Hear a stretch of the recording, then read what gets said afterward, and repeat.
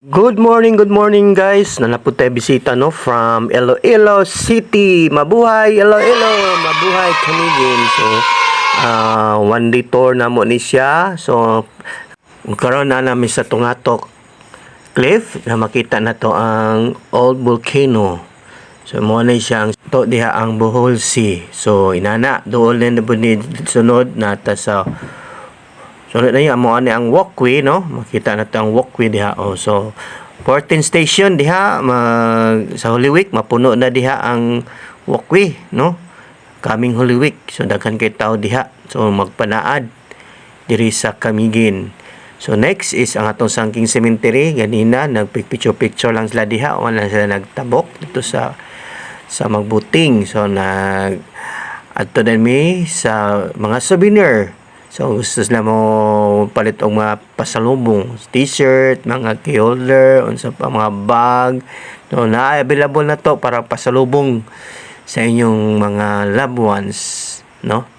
So inani ang among kuan, enjoy kay sila sa diri sa Sangking Cemetery. Nato mga bisita hani kikan taga-asa. Iloilo. Welcome Camiguin Island, the island of born of fire. Hi, kumbaga. Hi. Hi. Hello. Hello. Hi. Okay From kayo. Iloilo. From Iloilo City. Okay kayo. Okay. Sir, ano istorya mo sa Old Church? Grabe siya ko sa sobra gali 400 years na ini gali no. Sa kadugay-dugay na amo pagyapon ni sitwasyon diri. Magi-preserve ni sir para sa tourism. So pertigid gali di kagwapo sang inyo ding tourist spot diri sa kuan. Nindot gid kay sir. Oo. Na Okay, gani kaya. nga kung makaadto ka diri magbalik ka gid diri Balik kay ka. para magstay ka di kada dapat mga 2 days 2 3 days, 3 para days. Sulit talaga. sulit ka tama. So balik na sir. Pagbalik ka kami kung ining sani ka na ang Lansones Festival. Okay kayo. Okay, may ara dire mga activity dire. Okay. Salamat ka. Salamat. Karon na adto na pud mi sa Soda Spring, no? Rich in sulfur and Soda Spring located in Katarman. There is a Bura, Katarman. So Soda Spring good for your skin, no? So nindot kay na ang lugar diri sa Soda Spring, rich in sulfur.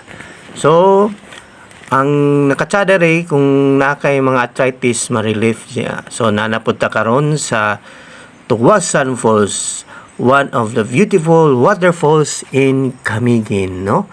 So from the nature, makita niyo ang nature, palibot yun na kuhapo kay ang tubig diaw, kusog kaayo.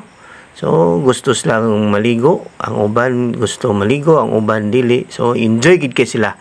So naani atong mga bisita no nga di gid ta maulaw kung ato ni i-present nato ang Camiguin Island, no. So ang Camiguin Island is one of beautiful province in the Philippines, no.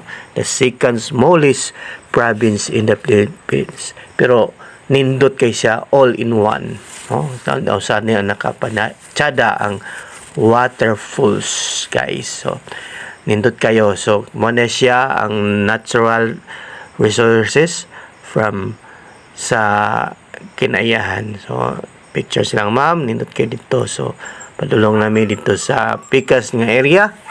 So biya sa Tuwasan Falls makita po ang environment ng natural gid siya, no. Natay plateau, natay Tres Marias. Okay, namin sa Tres Marias, nas likod. Na sila. Okay kayo. Sila. Hi, hello. Naghapit pod mi diri sa Pamunlo Spring diri sa Sagay, located in Sagay. Kami sa Pamunlo, nahapit mila ng Villa kay nag-uban si Evelyn. So iya binaji ni ng Villa. So dali ra kami dinha kay nagdali po ni sila, gusto makabalik dito sa CDO. Okay kayo. So mo na kay ron picture. Okay na napunta karon sa Moro Watchtower. So located kani sa Ginsiliban, the smallest town in Camiguin, no. So kani Moro Watchtower mo sang lookout kung na mga pirates mo abot diri sa Camiguin. And diha ang oldest po na pantalan diri sa Camiguin sa Ginsiliban. So nindot na diha kay makita niyo mga dagat sa likod. Pagkaman na ni, ato na ta sa Binuni, kay ato na silang ihatod. Salamat kayo sa pag-anhid diri sa Kamigin. Maupay nga adlaw ta enjoyan og balik-balik Kamigin. Come again. Bye-bye and take good care sa inyo.